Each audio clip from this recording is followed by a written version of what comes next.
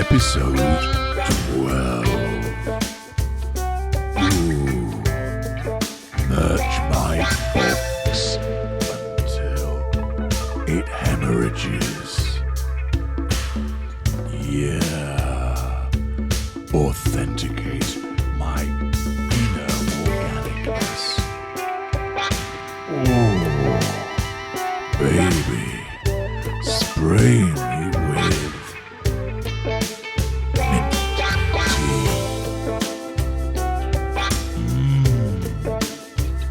Let me see your net worth.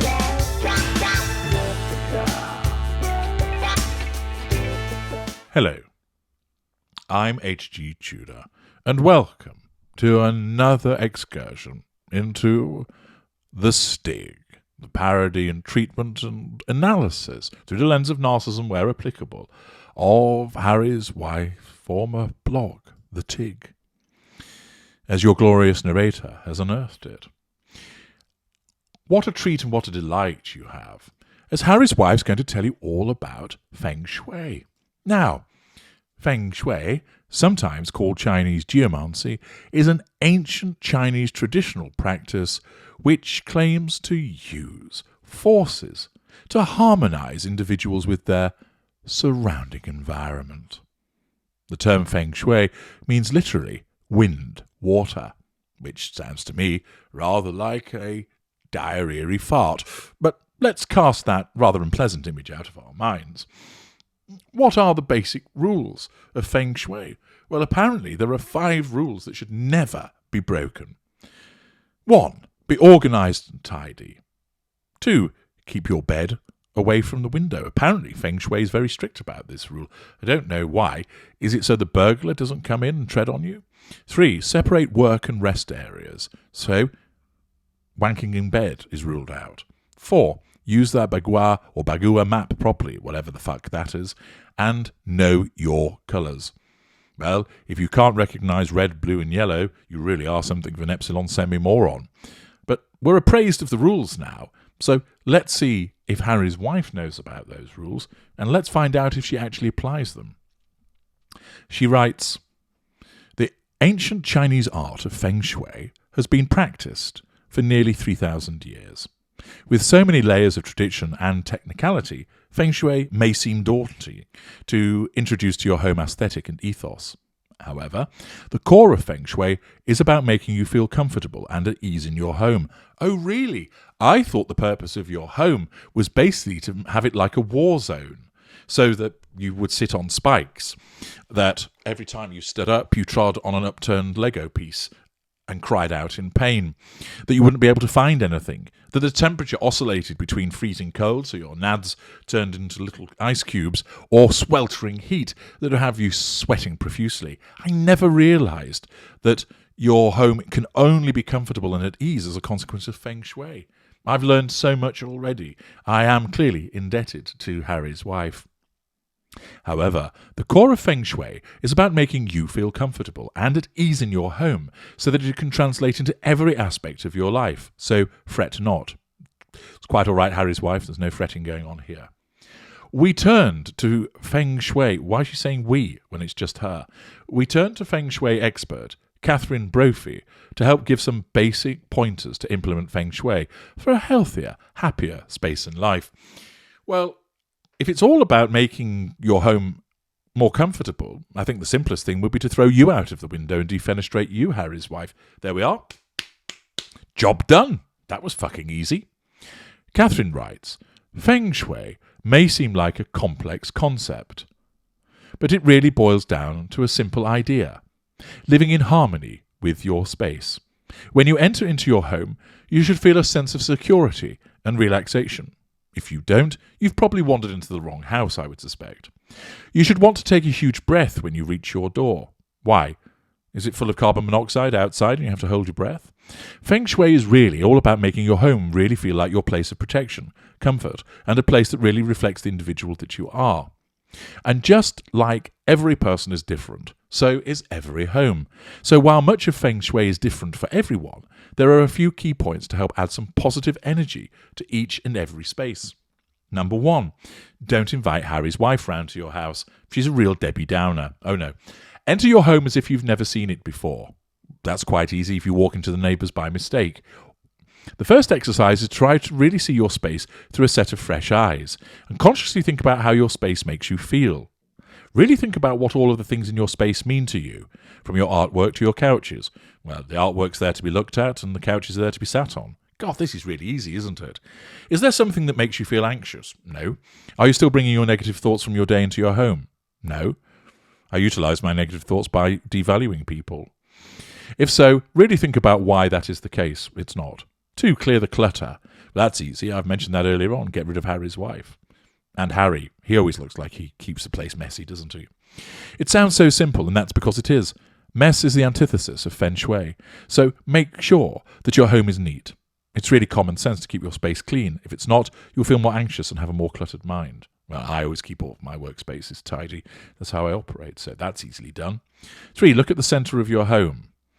Usually the energetic centre of your home aligns with the physical centre of a home, and it's important to keep this space clear and open, as energy begins from this space.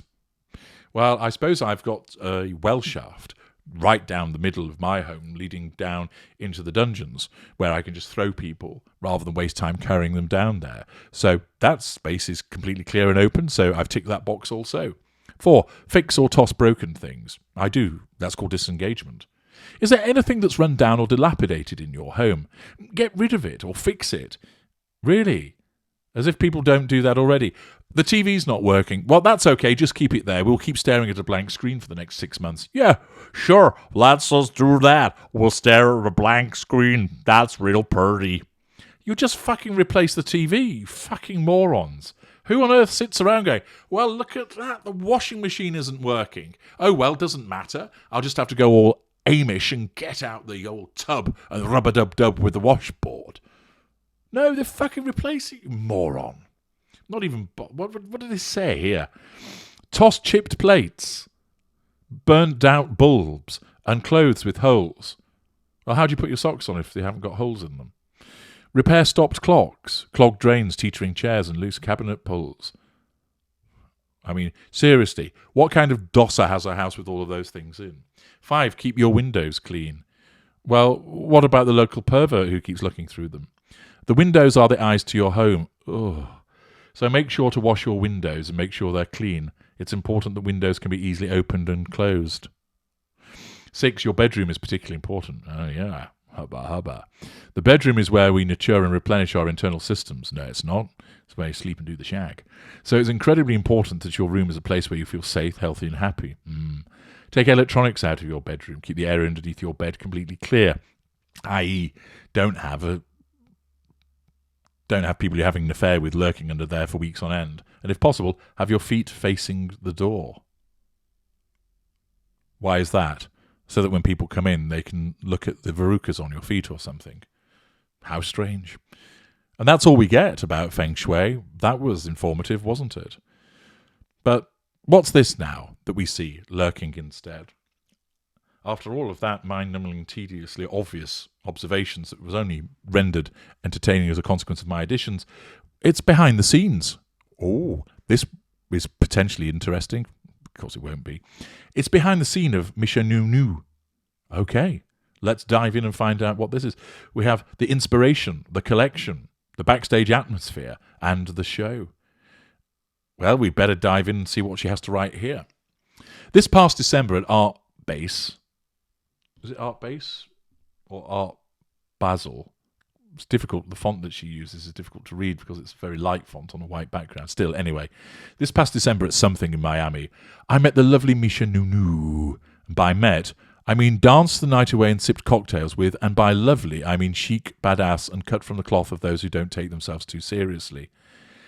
I don't ever equate the word chic with lovely or badass with lovely, or not taking yourself too seriously. Self-deprecating would be the word that I would use there. But still, as we all know, Harry's wife's familiarity with what words mean for somebody who went to university is extraordinarily poor.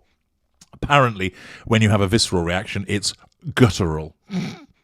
Little did I know an orchestra would be the soundtrack to the looks down the line, or that the collection would be as covetable as they come. She outdid herself. And that was just from my bird's eye view from the front.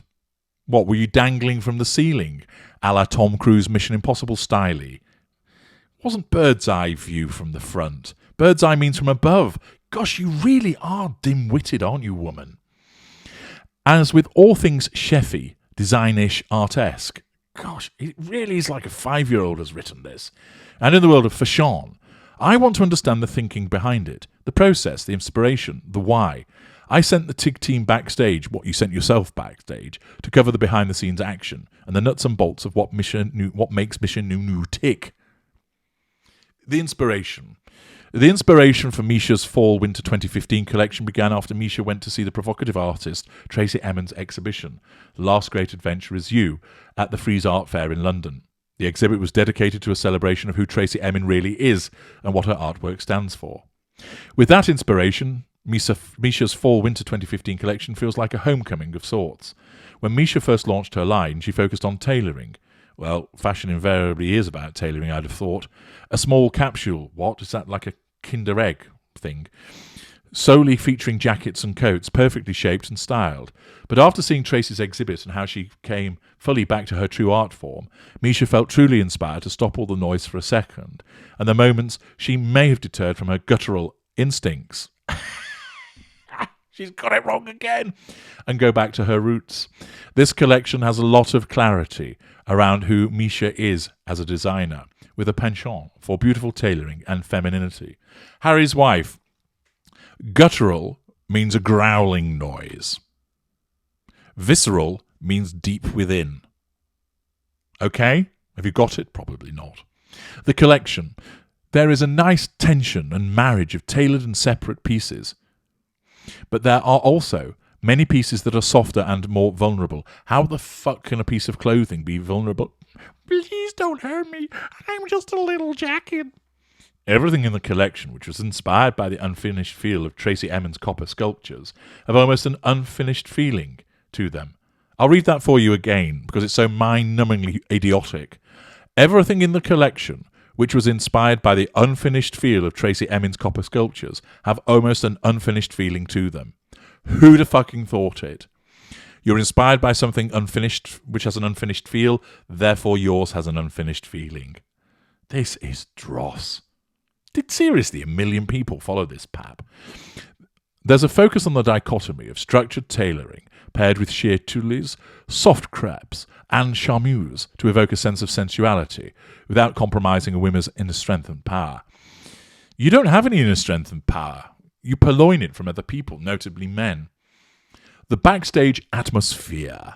On Valentine's Day, models, Bobby Brown makeup artist, Tresemme hair gurus, and a plethora of fashionable people gathered on the third floor of Centre 548, which normally serves as an art gallery, apropos for Misha's show in the afternoon prior to the start of the show. For the model's hair, Misha wanted to focus on personal style and a sense of ease on and off the runway, so she shaved all her hair off. So hairstylists blow-dried the model's hair straight. Oh, how disappointing. Then the models styled their own hair in a low ponytail. Something that's probably never been done before a runway show. I bet it has. For the makeup, Bobby Brown pro artist Mark Reagan created a look that focused on flawless skin. Oh, I'd have thought he'd gone for an acne look. Flushed cheeks, bitten lips, and a warm, neutral eye. Why, are they all Cyclops? To balance the strikingly rich wardrobe, the makeup is pretty delicate and youthful. Powerless skin, pink cheeks, defined brows, and rose-washed eyes evoke a feeling of femininity and fragility. What a load of pretentious twaddle this is. The show, thank God this is the last bit. Since this show really felt like a homecoming for Misha, you've mentioned that once, the music was incredibly important to accompany the show. After seeing the French film Girlhood, which was all about female empowerment, you wouldn't know female empowerment if it came up and punched you on the tits. Misha felt inspired by the orchestral soundtrack to the film. Misha featured the live orchestra, Decoder, which is an affiliate ensemble of Carnegie Hall, founded on the belief that a group of young artists can use music to help people make deeper connections to art and to one another. This element was absolutely stunning and calm in the fray of Fashion Week madness. Between the models in their strong meets soft silhouettes, so what's that? It's kind of mushy. Easy undone hair and fresh makeup.